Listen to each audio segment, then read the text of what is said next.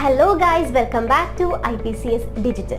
In the last video, we have discussed about SEO introduction. Today in chapter 2, let's see how search engine works.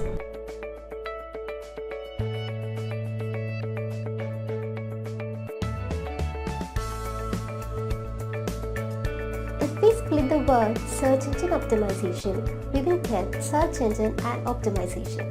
As we all know, search engine is a software system that is designed to search information on the web. Google, Yahoo and Bing are the most used search engines. Now, let's move on to search engine working. Search engine has crawler, indexing and ranking algorithm. There are many websites and web pages on the internet. Who reads and stores this? The answer is crawler. Crawler is a program that visits websites and reads their pages and other informations. And these informations are stored in a local server.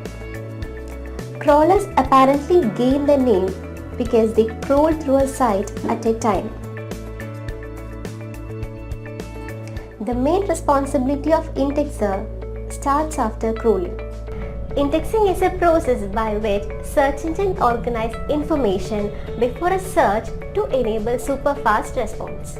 They collect data from the local server and organize it into different categories. After indexing, the data will be stored in the main server.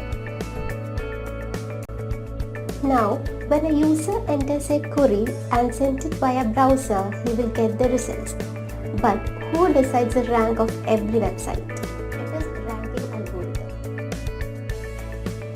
Different search engines have different ranking algorithm, and it is based on different guidelines too. Search engine use algorithms to weigh varied elements to determine which web page is most relevant. So, we have learned about search engine working. I'll come up with chapter 3 very soon. So, stay tuned and stay updated. Thank you.